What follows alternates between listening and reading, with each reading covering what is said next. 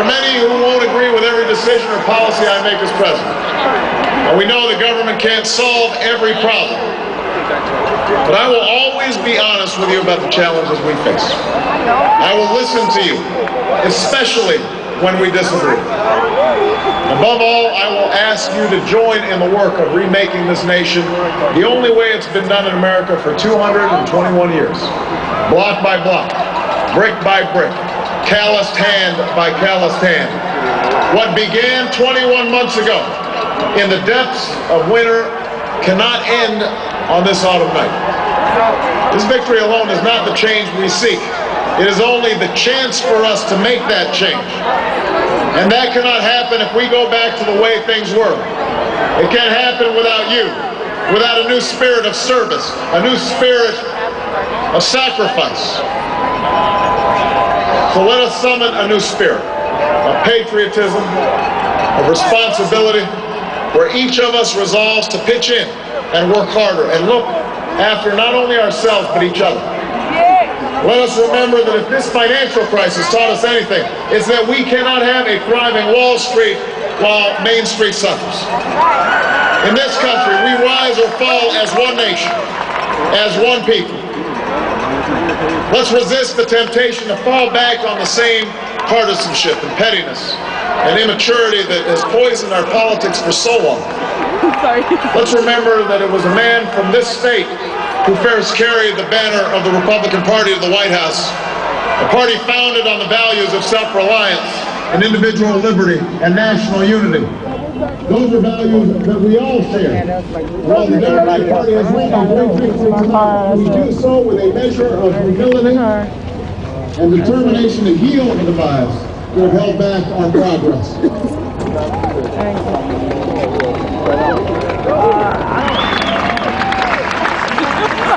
As Lincoln said to a nation far more divided than ours, we are not enemies, but friends.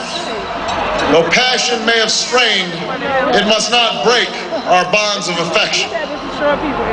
To those Americans whose support I have yet to earn, I may not have won your vote tonight, but I hear your voices. I need your help, and I will be your president too.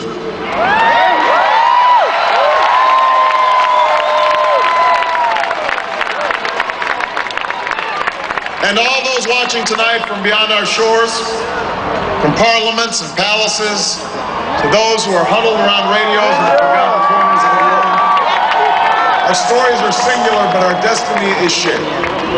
The new dawn of American leadership is at hand.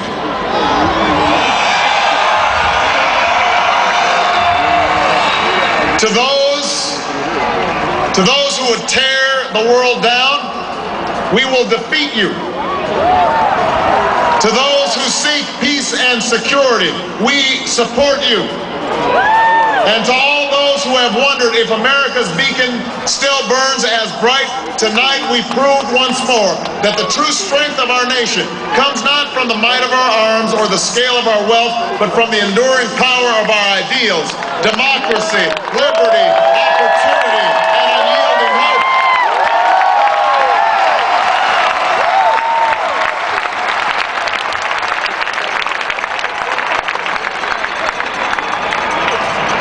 That's the true genius of America, that America can change. Our union can be perfected. What we've already achieved gives us hope for what we can and must achieve tomorrow. This election had many firsts and many stories that will be told for generations, but one that's on my mind tonight is about a woman who cast her ballot in Atlanta. She is a lot like the millions of others who stood in line to make their voice heard in this election, except for one thing. Ann Nixon Cooper is 106 years old. She was born just a generation past slavery, a time when there were no cars on the road or planes in the sky, when someone like her couldn't vote for two reasons: because she was a woman and because of the color of her skin. And tonight, I think about all that she's seen throughout her century in America. The heartache and the hope, the struggle and the progress. The times we were told that we can't, the people who pressed on with that American creed. Yes, we can. At a time when women's voices were silenced and their hopes dismissed, she lived to see them stand up and speak out and reach for the ballot. Yes, we can. When there was despair in the Dust Bowl and depression across the land, she saw a nation conquer fear itself with a new deal, new jobs, a new sense of common purpose. Yes, we can. When the bombs fell on our harbor and tyranny threatened the world, she was there to witness a generation rise to greatness and a democracy was saved. Yes, we can. She was there for the buses in Montgomery, the hoses in Birmingham, a bridge in Selma, and a preacher from Atlanta who told the people that we shall overcome. Yes, we can. A man touched down on the moon. A wall came down in Berlin. A world was connected by our own science and imagination.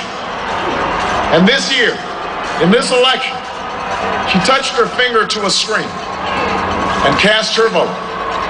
Because after 106 years in America, through the best of times and the darkest of hours, she knows how America can change. Yes, we can.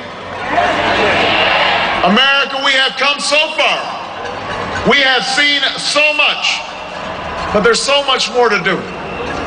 So tonight, let us ask ourselves, if our children should live to see the next century, if my daughters should be so lucky to live as long as Ann Nixon Cooper, what change will they see?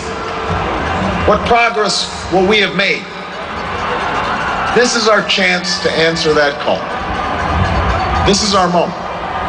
This is our time to put our people back to work and open doors of opportunity for our kids, to restore prosperity and promote the cause of peace, to reclaim the American dream and reaffirm that fundamental truth that out of many we are one, that while we breathe, we hope, and where we are met with cynicism and doubt and those who tell us that we can't, we will respond with that timeless creed that sums up the spirit of a people.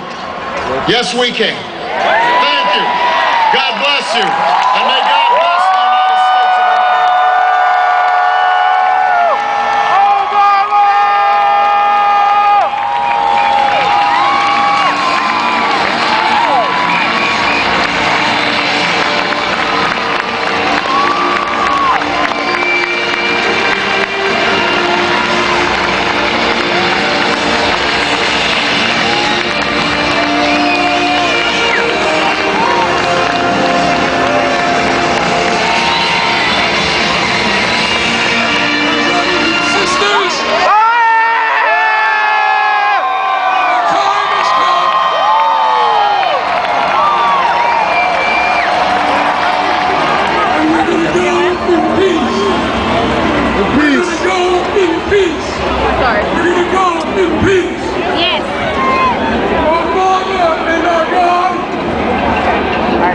Thank you tonight.